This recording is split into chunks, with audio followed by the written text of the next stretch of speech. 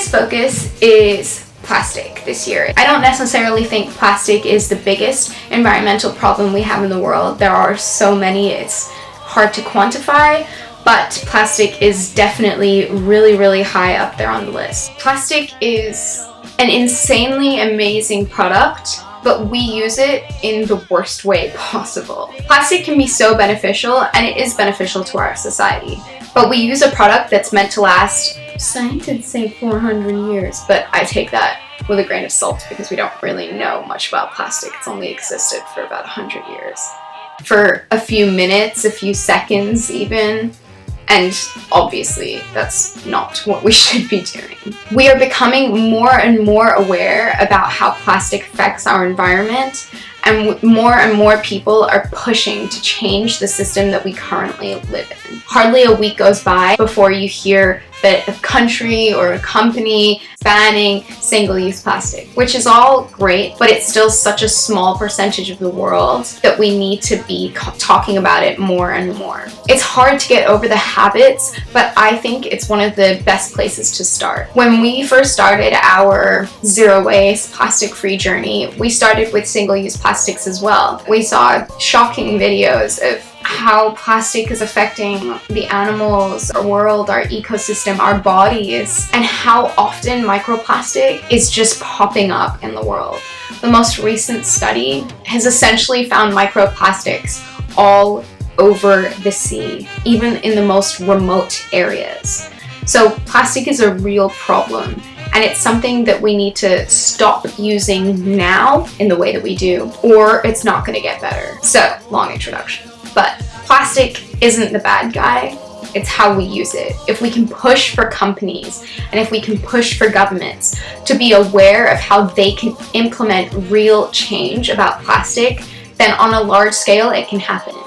Me not using a couple of plastic straws isn't going to save the world, but other people seeing me not do it and us uniting as a community and as a society to solve the problems that we've created for ourselves and our entire ecosystem, that can implement real change. So I thought I'd show you guys my sort of kit that I take with me on a day-to-day basis to entirely avoid any single-use items when I go out. The first is my cutlery kit. It has a fork, a spoon, a knife, and chopsticks, and a metal straw. This one is the to-go-ware. It's a bamboo set, so it's super, super light. I don't think that you need to buy it at all, but I find it helpful. And we got these so early on in our journey that with the knowledge that I have now, I wouldn't get them. You can just go into your kitchen or whatever and get some cutlery, wrap it up in a cloth, and then bring it around with you. Also, for the straw, I don't obviously think anyone requires a straw. A drink can be totally drunk without a straw. You can drink it from a cup. But I found that, especially with the language barrier here in Hong Kong, showing someone a metal straw totally ensures that you don't get an accidental straw, even when you ask no straw, which happens a lot, by the way. Then I bring around a container with me. Again, no need to get any stainless steel one. I'm sure many of you have Tupperware lying around your house. Just bring that. I bring varying sizes depending on what I'm doing and where I'm going and what I'm going to need it for and things like that. But yeah, this is the largest size that we have. Then I bring around with me my bottle. Ensure that it's totally tattered and broken because this guy is about to die. Yeah, I got this one for free at Clock and Flap, and it just happens to be not plastic. But again, many people have plastic water bottles in their house. Just go get them or use them until they die and then get a steel or glass one or whatever you want.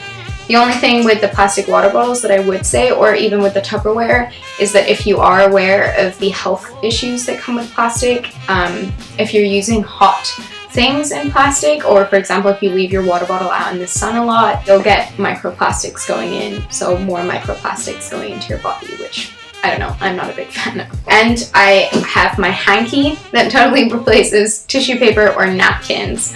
Then finally I have my stasher bag. It's a silicone Ziploc bag. This one was gifted to me by a friend. I don't bring it around with me everywhere, but if I know that I'm gonna eat things that need to be composted, like fruits, I bring this so that I can just put my compostables inside. It's totally sealed so it doesn't smell in my bag. And then when I get home, I can put them in the compost. So those are the sort of 4 or 5 things I take around with me on a day-to-day basis when I go out to entirely avoid single-use items, both plastic and paper.